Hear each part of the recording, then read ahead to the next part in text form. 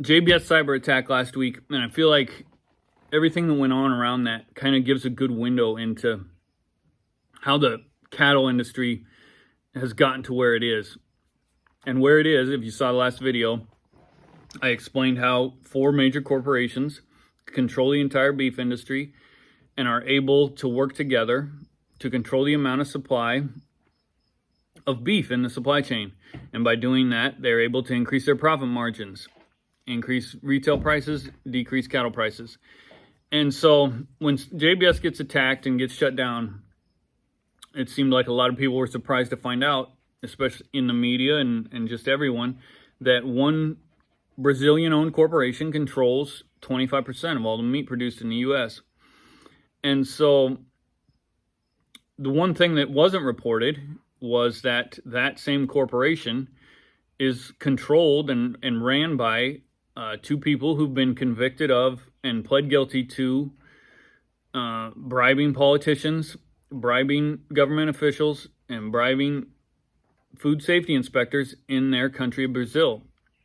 I believe they both went to prison for it. And when you're talking about a corporation that controls a major part of America's food security, I feel like that's a pretty relevant issue. And that just goes back to show how the cattle industry and how the beef industry is very easy to cover things up. And so when those 4 corporations work together to break antitrust laws and to ignore the Packers and Stockyards Act, it doesn't get reported on, and they don't get prosecuted because the organizations in charge of enforcing those laws are based out of Washington, D.C., Department of Justice and USDA. And like everything else in Washington, D.C., they're heavily influenced by lobbyists that are controlled by major corporations. And so in my last video, I talked about a letter.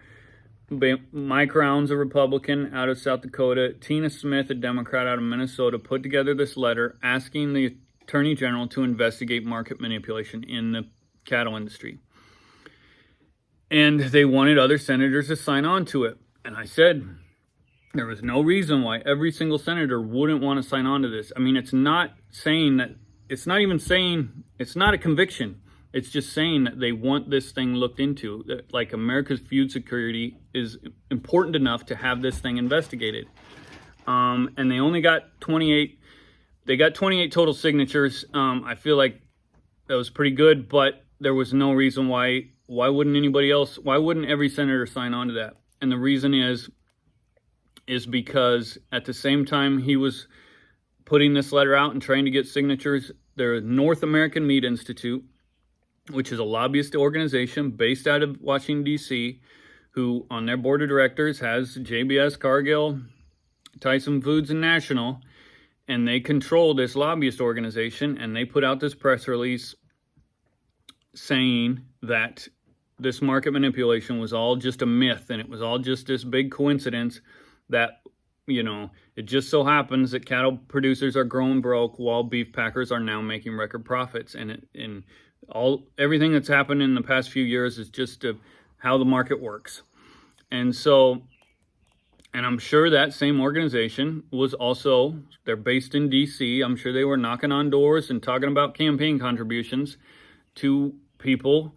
Nebraska didn't have a single senator sign onto that bill. Senator Fisher, Senator Sass, I know we're getting lots of phone calls on the same day that JBS gets shut down and it gets revealed that a major corporation can be shut down at a flick of a switch, and they control a massive amount of the U.S. food security. Those people refuse to sign on to this bill. Oklahoma didn't have a single senator sign on to it.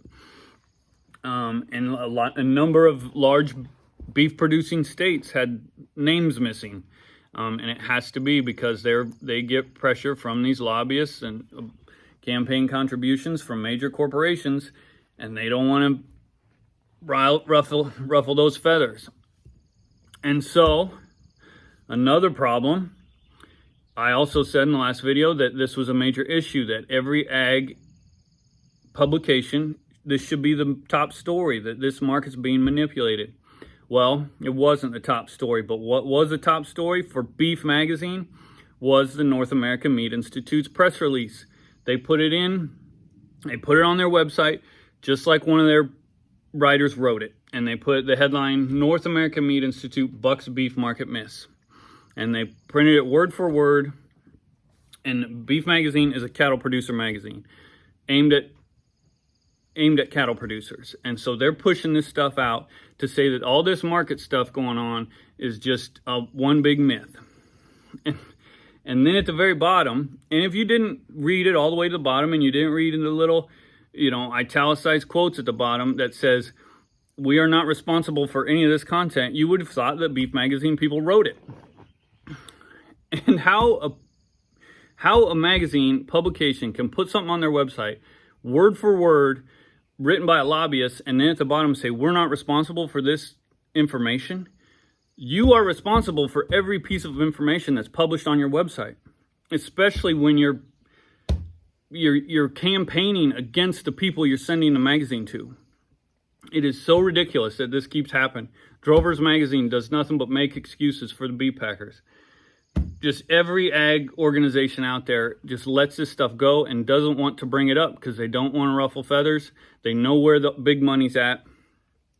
And that's the reason why now you're watching someone sitting in their horn shop, because the people in ag media won't come out and really tell the truth on what's going on. So like Steve Stratford sits in his sale barn, tells the truth of what's going on, gets hundreds of thousands of views. And so that brings us to the next issue with North American Meat Institute, which is the biggest issue of all,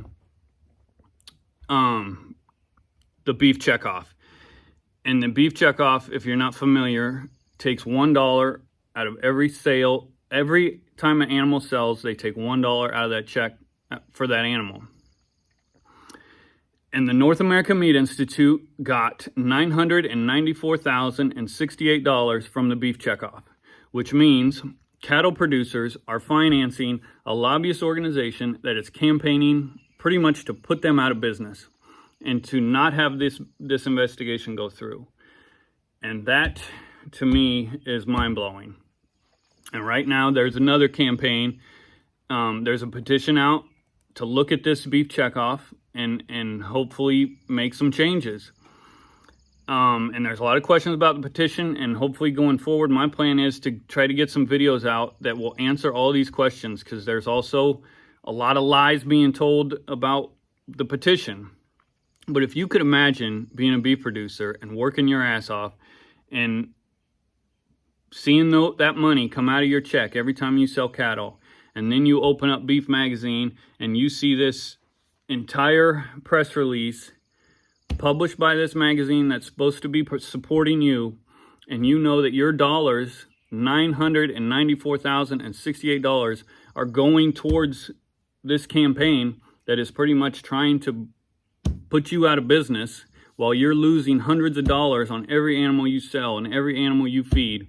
I cannot imagine how you can't sign on to this petition to get this beef checkoff updated and get that money out of those people's pockets.